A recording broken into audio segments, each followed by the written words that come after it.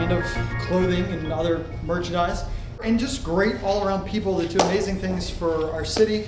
Everyone, please welcome Brandon and Blair Dottin-Haley. Perfect. Come on, y'all are creators. Y'all know you do all this stuff all the time. You've definitely been mic'd and mic'd others. Yeah, except y'all win like awards for making for being documentarians. That we did. We won our first award. So Congratulations. thank you. We appreciate that. One of the things that's interesting about that is we became producers 6 years ago in the pandemic, as everyone was, trying to figure out what they were going to do with the time that we all had when we had to sit at home. Like many people, we jumped online. We used the Instagram of our clothing brand, the Instagram live feature from our clothing brand, and created a digital talk series that we then produced and hosted throughout the pandemic. We ended up having over 400 guests, educators to activists, entertainers. One of our most popular episodes, the one we won awards for that show, we interviewed Vanessa Williams, the first Black Miss America, but also star of stage, film, TV. And she revealed to us on that show that she had improvised that famous line from Soul Food, the movie. We wake up the next day and there are articles in all the blogs and all, Root and Shadow and Act and Blavity and all these different highlighting our show and this bit of information that we were able to get from Vanessa Williams. And then we went on to win 10 awards for the Savage Chat series. And last year we produced a short documentary with BET to commemorate 20 years since 20 summers. Yeah, 20 summers. So 20 years since Hurricane Katrina. And we also won Outstanding Short Doc for that. that's awesome. Congratulations. So let's back up. Yeah. Because we jumped right into that. We did. Tell us who you are. How do you describe yourselves? Because it's really hard. So it's interesting. So Erica Alexander, who was one of the first guests, she was actually guest number 2 on the Savage Chat series. She called us brand activists, and that kind of stuck with us because, to what you said, we do a lot of different things, but activism is at the root of what we do. And really, the call to lift everybody up and to create a space that is welcoming and safe and encouraging for everyone to be their best selves is the kind of activism that we participate in. It's really rooted in lifting up as we climb, do the best that we can to try to make the world a better place. I would also kind of back us up from that and say that we were married first. We're partners in life first, and what the evolution of our work together is not something that we planned. We didn't get together and we're like, when we got together, it's like, we're gonna build this company empire together, when we first got together, it was 7-8 years that we spent in the first part of our marriage working for other people, going to work at his place, I go to work at my place. We, leave work at work if we could, sometimes not, but there was never this plan for us to become full-time partners as we are full-time partners. And so, it's been a beautiful thing to unexpectedly watch unfold. It's been three years now. Now, we've been consultants for the last 10 years.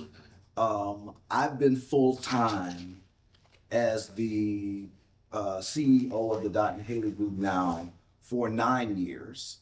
But he just joined full-time because he was still splitting. Right, he left out the part that during the pandemic, I was also building a healthcare device company. It was a startup that had spun out from Johns Hopkins, focused on, of all things, respiratory health.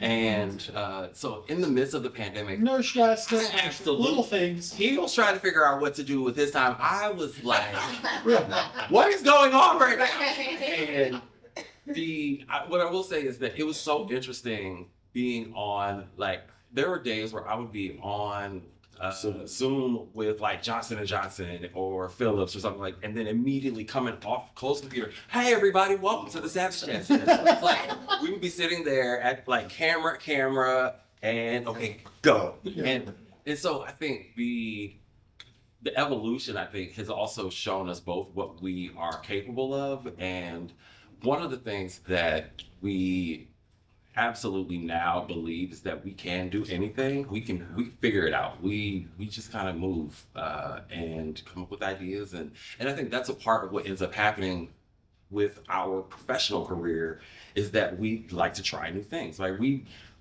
were working on a project with Delgado and Apple that we ended up producing a short documentary series about. Has anyone seen the mural that's on the side of I-10 across from Xavier University? It's on the side of the Orleans Parish Justice Center. Like big, beautiful, It's very colorful. Very colorful. It shows people gardening. It's called Guardians of the Garden. So we produced a short doc about that mural and the creation of it with Arts New Orleans and the Young Artist Movement. Yeah.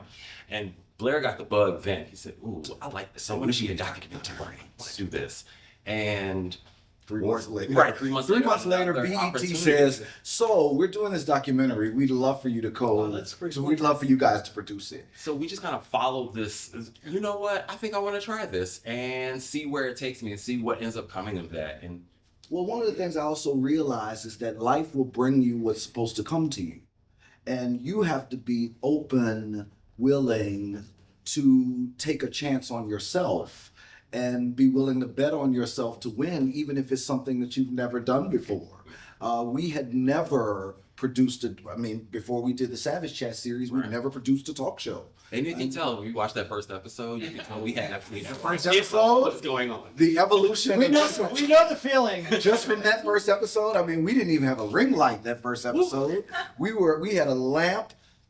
He's taking the lampshade off. Taking the lampshade off of a lamp, stacked some books behind the phone that was on a stand. I said, candle holder. I said, babe, we have Eric Alexander on Sunday. We need a ring light at least. Can we get a ring light? Can we get a ring light for at least the second episode? Like this setup. When I came here and saw this setup, I said, "This is beautiful." This is wonderful. Look, Tino remembers when we had this one little camera, bravado camera, whenever we bought in Facebook Lives in there. Yeah. And it was a whole. No, this is like fantastic. we've done. Like this has all come a long way, but so y'all are. I think the chunk up word is entrepreneurs. Oh, Yeah. definitely. Right? That are. And we all feel like we're entrepreneurs and we celebrate that culture and that word. Given that we don't get a direct deposit on the 1st and the 15th, No. we are absolutely entrepreneurs. Everyone in this room understands. I know. And we're there with you. But tell us maybe one thing you're each kind of most proud of, or that comes to mind that you've done. Well, aside from writing my first book, which came out last October, it is the first in a series of a collection of haiku that I've written. I don't call them haiku, I call them my soulful senryu. And so I think publishing that book was definitely something I'm extremely proud of. I can only imagine. I think the courage it takes to write a book, especially a poetry book, Yeah. which I think about the poetry I've written, not that it's great, but poetry seems so personal. It is. And to let somebody into that's like what you think, and you're deep in someone's brain at that point if you understand their meter and their all those things. Very much so. Someone asked me once if I felt like I was a page poet or a stage poet, and I personally, I'm more of a page poet. I write almost everything down. I try to get my thoughts out, and I don't share them with very many people. It's my therapy. But you're absolutely right. Releasing that into the world was such a vulnerable experience for me, and even talking about it, reading from the book, this has just been it's been a learning experience. But I'm really proud of it because it is not something I thought would ever happen, really. Can you tell us the name of the book? It is called First Flight. You can get it anywhere books are sold. Check Get us it out. on our website. Get it. That's what it's called. Our website, Oh, Amazon. No, you should get it right. Yep. Jeff has enough money. He Yeah, does. he does. Gets Straight from our website. I love when I have a $300 bill at Whole Foods and he takes like $1 off for being a Prime Right, member. right. It's very benevolent, isn't it? Blair, but tell us something here. I gotta take two in saying one. I think so. In 2020, we did a tribute collection to Congressman John Lewis when he passed away. The Get in Good Trouble collection. And in late 2020, we were contacted by a curator from the National Museum of African American History and Culture. And the Smithsonian acquired a piece from that collection. And so I think one of the things I'm most proud of is now that, and I do this with young people because I also always want to impress upon them that you never know where the journey of life can take you if you take chances and if you take risks, and if you follow the voice that's in your head and in your heart that's telling you to do this thing or call this person, what have you. You never know what's on the other side of that. And so I often ask young people to take out their phones and Google Blairisms and Smithsonian to show them that, you know, in 2016, when we started Blairisms, when I Googled Blairisms for the first time, Tony Blair and Gossip Girl came up. And now, if you Google the Blairisms, it's us, right? We did. And so we fixed the internet, y'all. we fixed it.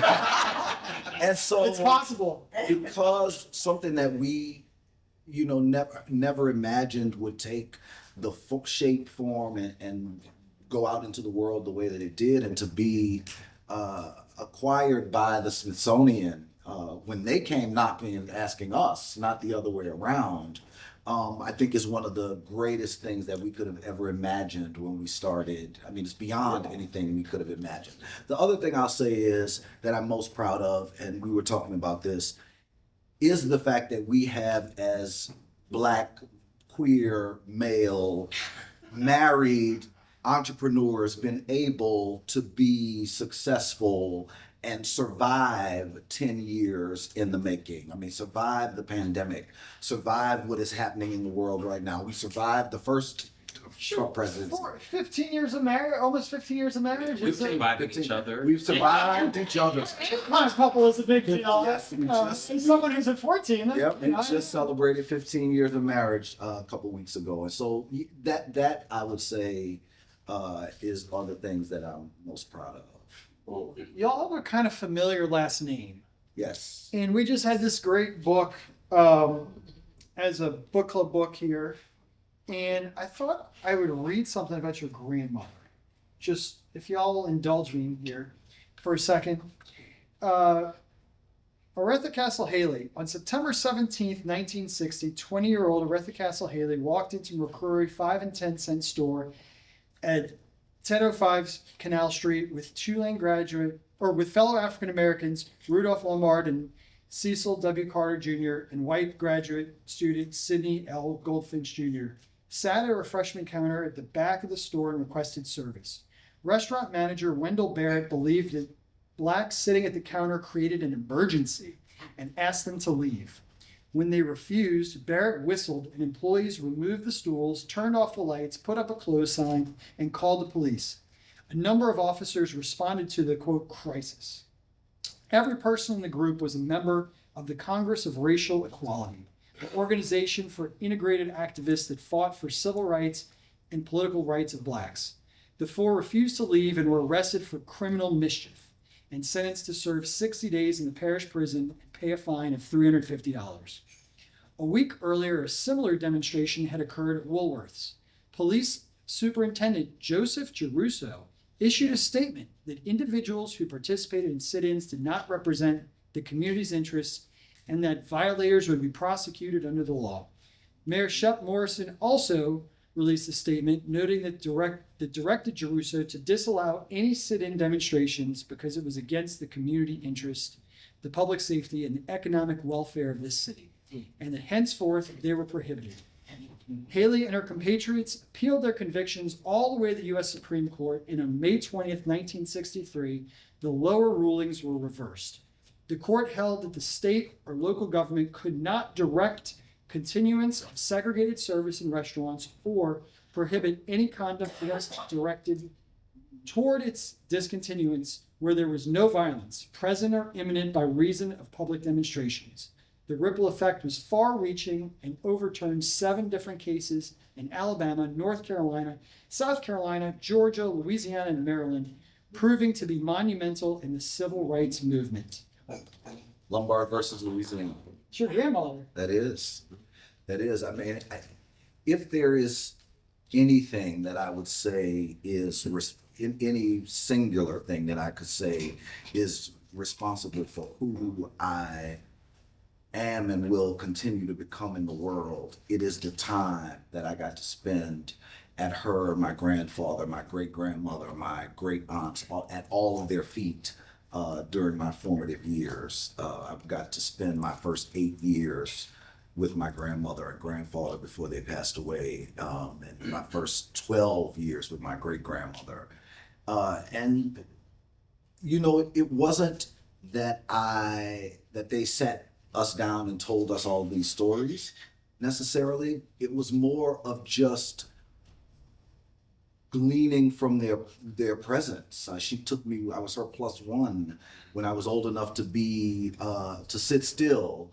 She took me to, I was her. How old is that for boys, by the way? Because I've got a 7-year-old I'm The waiting. good thing, well, what my mother will tell you, that I was a very quiet kind of child, where, you know, if I had something that I was a toy or a book or a speak and spell or something, she could sit me and I could sit for hours and just be content. And so, I mean, I can remember going with my grandmother. It was amazing to see yesterday the reception about the young man who's been cured from sickle cell. My grandmother was the co-founder of the Sickle Cell Anemia Foundation in New Orleans in the 80s, right? And so I can remember going to the sickle cell building off Old Gentilly Road back when I was a child. And so, you know, the opportunity to be born into such an extraordinary, I call it the birth lottery that we all play, right? You don't know where on the planet you're gonna show up, you're gonna find yourself, in whose care, under what kind of government, religion, all of those things. And so to come into the world in New Orleans, in such an extraordinary lineage, you know, when I was here, when I was born, most of the amazing things that they named the street after her for and all of those things had already been done. She'd have done her sit-in work. She had done all of those things. But getting the opportunity to, I mean, I always tell that I really, really found out how significant the work that she did was at school when there was an assembly showing the documentary A House Divided. That was at Xavier University, the Amistad Research Center, and PBS did in the early 80s about the civil rights movement in New Orleans. And so it's narrated by James Earl Jones. If you've never seen it, it's an extraordinary documentary piece about the civil rights movement in New Orleans. And I'm sitting at school watching this in an assembly with the rest of the school at Audubon Montessori. And my grandmother, great-grandmother, and grandfather, who are all still alive, who I saw the day before, who I'm gonna see later that day, are all on the screen talking about their work in civil rights. And it really, I think that was the moment it really hit me that the people who I called, you know, Mama Oretha, Baba Richard, who were my family, had done things in the world that were beyond just, you know, regular grandma, grandpa kind of things. And so, yeah, it has been an extraordinary journey having that be the beginning of my life. And I've always felt a serious responsibility and weight on my shoulders to do something of substance for our community with my life. I think about, you know, take the civil rights icon aspect and then take all the professional accomplishments she had as well. That's what I think was so remarkable, because to what Blair was saying, like one of the things I've learned about like just coming into this family that not only did she do all those amazing things during the civil rights movement, but afterwards, the investment that she made in the city to help people with education, right? Founding a preschool, to the Integrate. I I mean, mean, she. thinking about the recruitment. Oh, For she the became medical school. she was head director of minority recruitment for LSU Medical. Right. So we think about like She was the chief infrastructure, administrator. right? She was chief administrator at Charity Charity Hospital. Hospital. But here's what the wonderful the story I love to tell about the fact that she became the first African American woman to become deputy director or director of Charity Hospital. She organized the court case of her grandmother to integrate Charity Hospital. So Charity Hospital, she was a part of the integration of Charity Hospital, and then became the first Black woman to lead it. And so, as to Brandon's point, the investment of her and the foresight, she passed away at 48 years old. I often tell people, because people are often astounded by that, imagine what you do in the first 50 years, before 50 years of your life, that they're talking about you 50 plus years after you're gone. And so to have lost her at such a young age, and as someone who was turning 48, I really realized how young it was for her to pass away. But she accomplished so much, and she invested so much, and she had so much foresight into what the community needed post-civil rights, right? She went into work in education, in healthcare, in politics. She also led the campaigns of Gail Glapion, one of the first Black women to be on the school board. She ran the campaign. I often tell this story. I can remember going down the elevator of the Hilton Riverside with Dorothy Mae Taylor telling me I needed to keep still. I was too excited. I was going to make her fall in her high heels. She said, "Blair, baby, I know you're excited. But you're gonna knock me down." She just won? She had just won. And you're the excited one. Well, yeah, we're like, I'm 7. I'm 6. You're up late. We're in the elevator at the Hilton Riverside going down to the victory party. I mean, we've gone to get her from the suite, as she's just become the first Black woman elected to city council at large in New Orleans. And so to be a part of this history of the city that I love so much, and to have been a part of the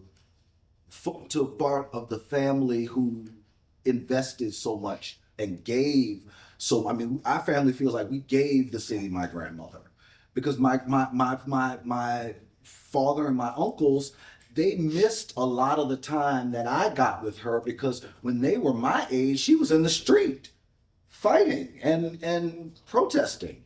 And so I got a lot of the go to work with grandma, with Mama Oretha, the show up to meetings of the Urban League or to all of these civic organizations. I got that experience that they were not in some ways able to get, because she couldn't take them with her to the marches.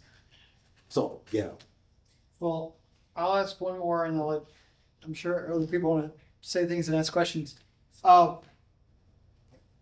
What's next? What's the path forward here? Oh, I can't imagine the pressure, number one, you kind of do feel.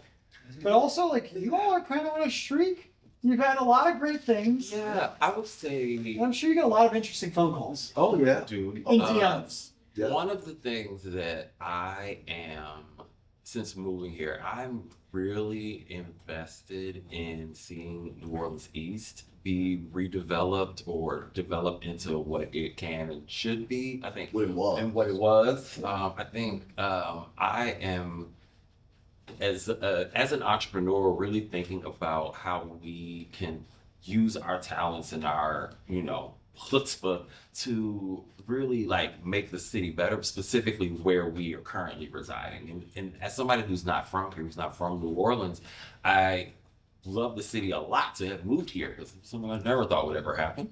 And I just want to see the potential really be realized, because I see so much beauty, so much creativity, ingenuity here, and I think I want to see how we can support the growth of New Orleans East. Yeah, I would say too, I typically answer the question, what's next with whatever is coming, because I don't know what's coming. If you had told me 10 years ago that I would be 10 years as an entrepreneur, I would not have believed it.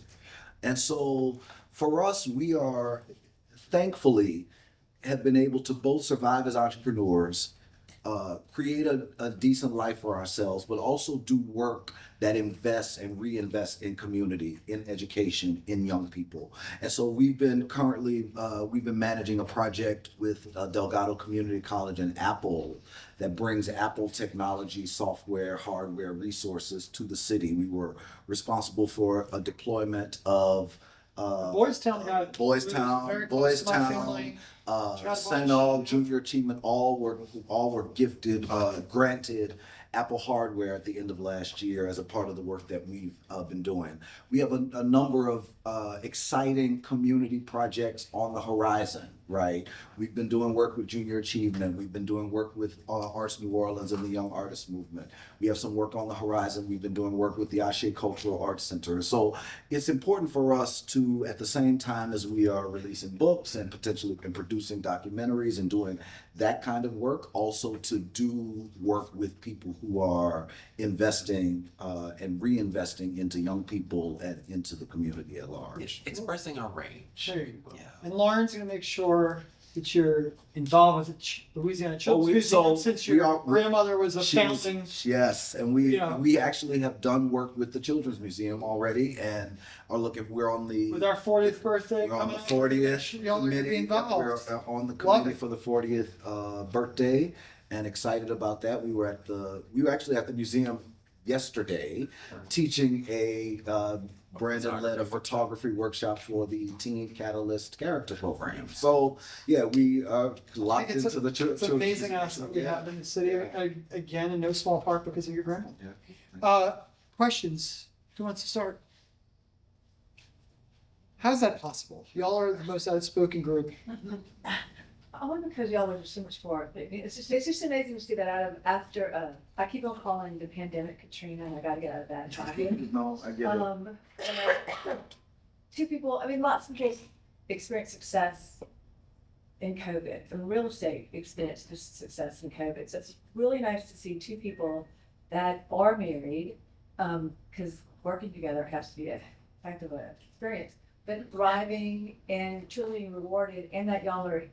Well, you are New Orleans, but that you moved here and call home and embrace it, that's impressive to us. So I thank y'all for, I guess fighting the fight every day, because New Orleans can be difficult, and to see that y'all are here and thriving and being rewarded for that is just very inspirational. So I'm glad, because I didn't know who the heck y'all were before today, and I know who you are.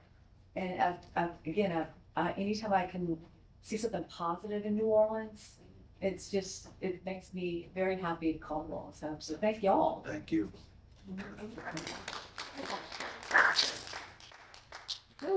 What's the whole feeling of New Orleans being a grind? Mm-hmm. It's funny as you say that, because I said to him, we love years before, because I said to him, if I ever moved home, or if we ever moved to New Orleans, I would not want to move there and have to hustle. Because New Orleans is a hard city to hustle in. And here we are. Right? And here we are. We were going to hustle anywhere. We were going to hustle anywhere we are. But, it's a... You were working at the Texas legislature in Austin. That had to be a grind. Oh no! Again, there are levels to this. Right now. There are levels to this, right? Yeah. And New Orleans is a different kind of. You have to grind differently here than you grind other places. And here's the other thing, New Orleans is not a 6 degree of separation city. It's a half a degree of separation city.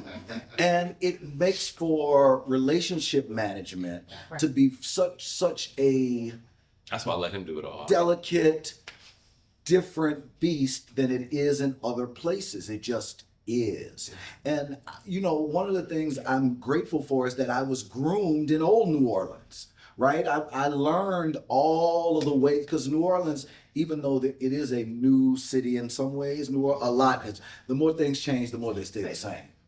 And so because I was groomed in old New Orleans under people, at the foot of folks like Mama Oretha and all of the folks who I grew up around, because I grew up around Rudy Lombard and Lolis Eli and all of these other folks, Avery Alexander, all of these folks were the folks who I would see on a regular basis. And so because I was groomed in that era of New Orleans and learned how the city functions, that of it has not changed. And I think that has given us a leg up on being able to come home. And even if things don't work out like they had said they were, or this contract that was supposed to be for this long ends up not being any, and now you have to figure it out. I think we've thankfully been able to navigate the city and the culture of being a professional in the city. I think a lot of that also has to do with the way that we build community here. One of the things that has become really clear to me is that there are absolutely 2 New Orleanses, and Only 2? oh, I mean, At least. right, At least 2. But Blair is exceptional at bringing people in and creating community, and that is one of the things that I think we've really done a great job at, and also want to do more of. It's just kind of breaking down some more of these silos that we've seen in the city since being here, and figuring out how we can just bring more people together to do all the things that they want to do, but also that we know that the city needs, right? I think, something really simple when Mayor Moreno came into office and was like, turn on the lights. It's like, yeah, simple stuff. Let's just turn the lights on. Right, and I know that these are things that obviously take investment, take time, take coordination, but they're also things that can be done, and other cities around the country and around the world are far ahead of New Orleans in some of these regards, like just with recycling, right? And Low-hanging. and We have a lot of low-hanging. low-hanging We'll feel so much better if we just knock off half dozen. it's the simple things like that I think that that New Orleans really could do better at, and I want to be a part of that, bringing people together to, and just do the simple stuff. Like, let's just get the basics. Our suspension would love some Yeah. investment in the streets and the infrastructure. James, go ahead. Thank you. First of all, thanks for being here. Congratulations on your 15 years. You've made it that far. You can see it.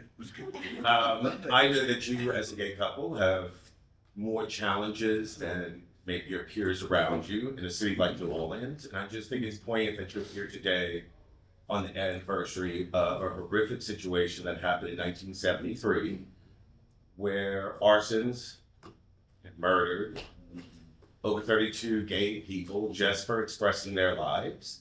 And I know being public like you are, it's even a higher challenge. So as a gay man, I want to thank you for being in the community and for sharing your family and your experiences with everyone. Thank you. Thank you. It is important to us to represent all of the parts of who we are. We're not one or the other first. We don't get into that game. I served as Grand Marshal for New Orleans Black Pride this year. And it was important for me, as I said repeatedly, to celebrate all of the parts of myself. New Orleans, my Blackness, my queerness, all of the parts that make me who I am. And so it has been a blessing and an honor to be able to, because I grew up in a time where I didn't even imagine marriage was a possibility for me. Even as a young man in the 90s, I didn't think marriage was something that ever was going to be on the table or a possibility for me. And so to have found a life partner, a business partner, and I couldn't do anything else but celebrate it and live in joy and gratitude for it. Finding your person is one of the greatest things you can can ever happen to you in this life. And I know that my life would not be what it is had we not found each other in this wilderness. Yeah. What's the traits did? I think y'all know I identify with everything you said there. Yeah, we love your better half. Yeah, she's much better than me. He's everybody's favorite, so I get it completely. I completely. Don't you like it that way? I do. I completely. We get to be the bad do. I completely love everybody. To close this out, Yeah. if you know, I think sometimes because we are in this New Orleans love affair and fight every day. Mhm. At the same time, if you found out tomorrow you had to move to, and I don't want to pick on any cities that rhyme with Cleveland or anything like that, because those are nice people that live there. But in case we found out we had to Tennessee get moved somewhere, Tennessee like, Williams yeah, Road. That's one of my favorites. oh, mine too. They're nice people there. They just don't know there's better things out there. Anyway, if you had to move, what are some of the things? The grass is always greener, right? And then you leave. You've lived in Austin. You've lived other places. You're not from here. What are the things that keep you here and make you never want to leave? Oh, that's not what I thought you were gonna I thought you asked us what city we were going to. And it's Lisbon. And it's Lisbon. Definitely getting out of this country. Yeah, I mean, here's the thing. That's a whole other can of worms. Here's the thing.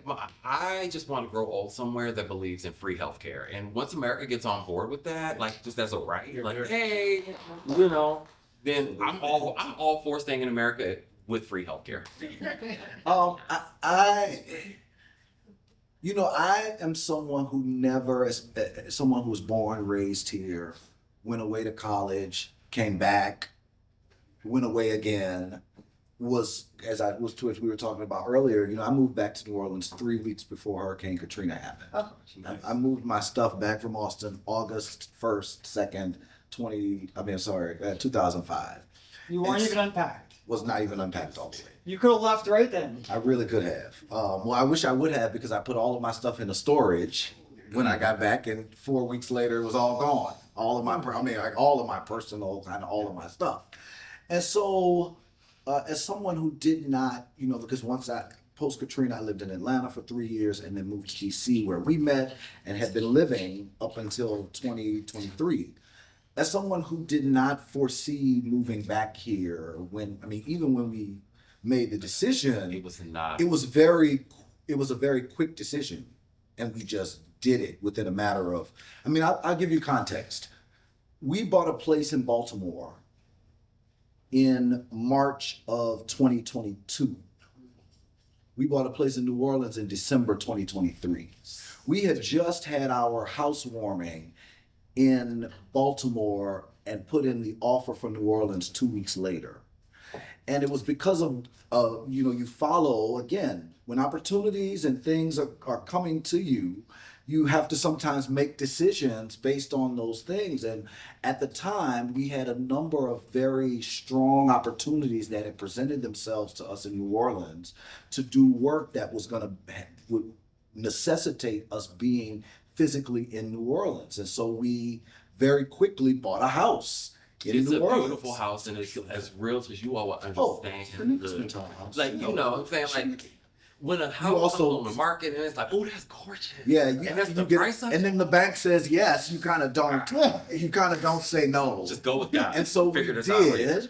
And so we are still in a very figuring out our life in New Orleans. Again, as I said, I'm thankful that we've been able to continue to pay for our life and live here and do the work that we love to do.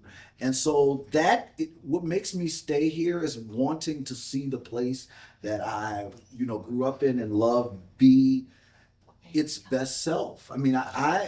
I'm hopeful that New Orleans can get back to even just what it was before Katrina took it down, right?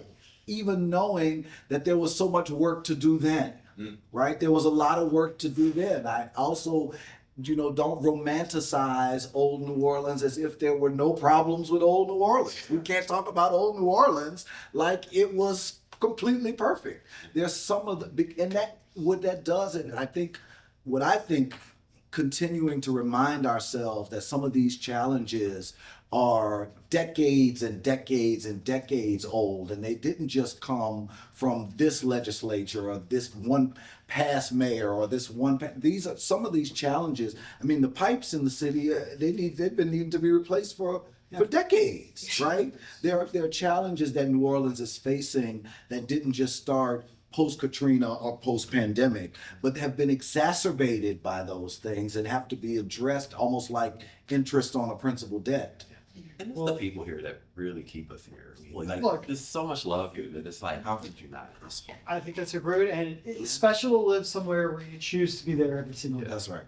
That's Right? And you're not just some gravity. Gentlemen, thank y'all so much. You.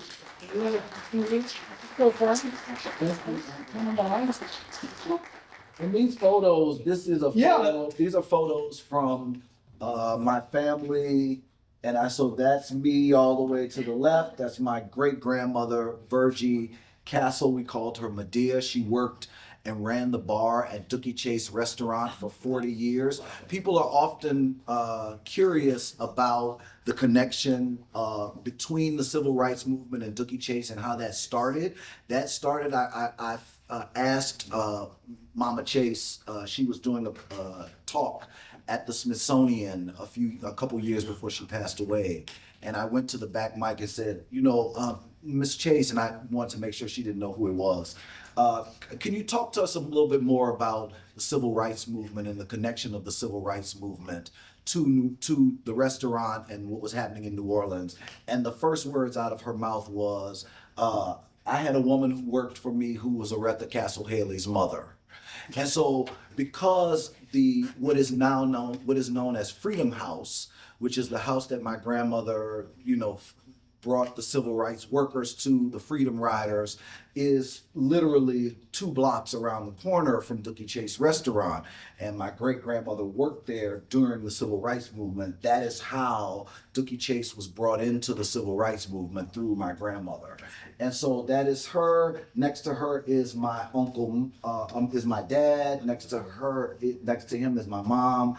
That's, of course, former Councilman Jim Singleton, who I recently saw. He is 92 years old, still driving himself. Oh my gosh. Tell him to please stop. Listen, I'm not gonna try to stop him. We did.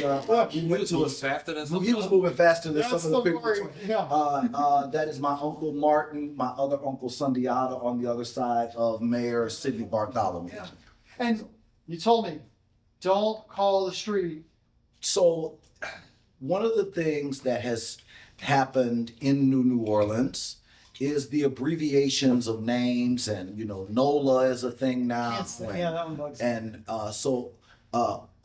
and the way that I describe it to people or compare it, AP Turo, when he was alive, we know his son, went by AP Turo. His son goes by it. His son goes by AP Turo Jr. Aretha Castle Haley never went by OC or any of the abbreviations that people have made of her name. And so, yeah, I'm triggered by that when I see it. I think you have the street cred to be true. A little bit. Yeah, a little bit. If anyone And can be triggered, and I often say she gave enough to the city that we should all say her name. properly. The whole Properly. thing. Yes. Yeah. I agree. So- Thank you all so much. Thank you all so much.